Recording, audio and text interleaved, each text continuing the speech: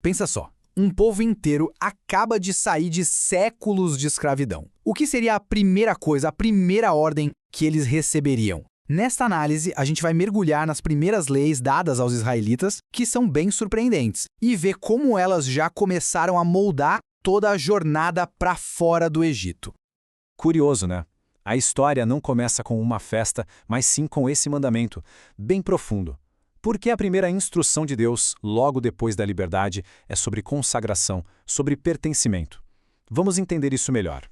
Pois é, a base para essa nova identidade já começa com duas leis muito importantes, dadas ali no calor do momento assim que eles deixaram a escravidão para trás. Vamos dar uma olhada na primeira delas?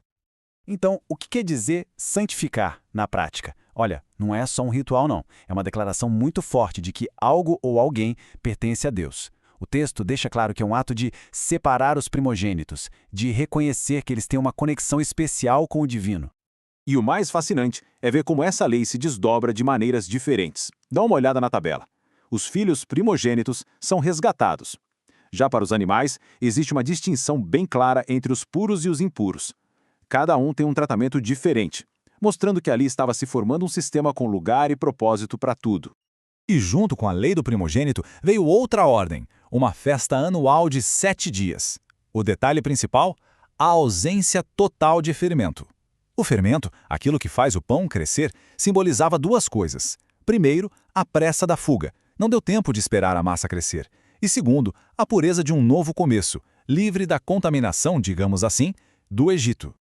Mas veja bem, esses mandamentos não foram criados do nada. Eles eram, na verdade, ferramentas poderosíssimas, pensadas com um objetivo muito claro: fazer com que ninguém, nunca, jamais esquecesse o que aconteceu.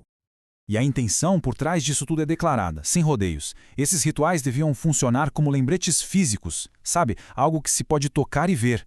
A ideia era que a lei de Deus estivesse sempre presente, não só no pensamento, mas literalmente no corpo, no dia a dia das pessoas. Essa frase, com mão forte, ela se repete várias vezes no texto e ela é a chave de tudo. Ela reforça o motivo principal por trás desses rituais: lembrar do ato poderoso de Deus que os libertou. Aquilo não foi uma simples fuga, foi um resgate divino imponente. E aqui a gente vê a genialidade do sistema. A própria lei já previa a pergunta da próxima geração. O ritual foi feito para ser tão visível, tão diferente, que uma criança, claro, ia perguntar: pai, mãe, o que é isso? E aí, um ato de obediência se transforma num momento de ensino. E qual é a resposta para essa pergunta? A resposta que conecta todos os pontos. A consagração dos primogênitos é uma reação direta ao fato de que os filhos de Israel foram poupados durante a praga final no Egito. É uma memória viva daquele momento terrível que, ao mesmo tempo, foi de julgamento para uns e de salvação para outros.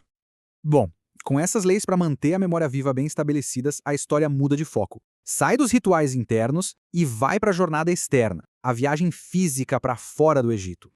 E esse slide mostra uma escolha estratégica que é fascinante.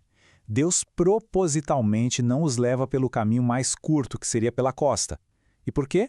Para proteger um povo que tinha acabado de ser liberto, para que eles não tivessem que enfrentar uma guerra logo de cara e talvez desistir. O caminho mais longo era, na verdade, o caminho mais seguro para o espírito deles que ainda estava muito frágil. E no meio dessa caminhada em direção ao futuro, tem um detalhe incrível que os conecta com o passado. Moisés faz questão de cumprir uma promessa de séculos, levando os ossos do patriarca José. É um símbolo muito poderoso, que mostra que a história de Israel é uma coisa só, uma narrativa contínua, onde o passado é literalmente carregado para o futuro. Mas como se guiar um deserto que ninguém conhece? Para orientar esse desvio, surge uma presença milagrosa e constante. De dia, uma coluna de nuvem que guiava e protegia do sol. De noite, uma coluna de fogo que iluminava e aquecia. Era uma orientação divina 24 horas por dia, 7 dias por semana. E a passagem termina reforçando exatamente isso, a natureza constante, inabalável dessa orientação divina.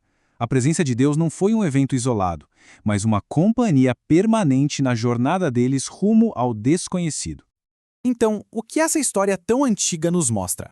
Ela costura de um jeito brilhante a lei, a memória e a orientação divina, e nos deixa com uma pergunta importante para pensar. Como as histórias que uma comunidade conta sobre si mesma, sobre de onde veio e o que passou, acabam moldando suas regras e a própria identidade de um povo.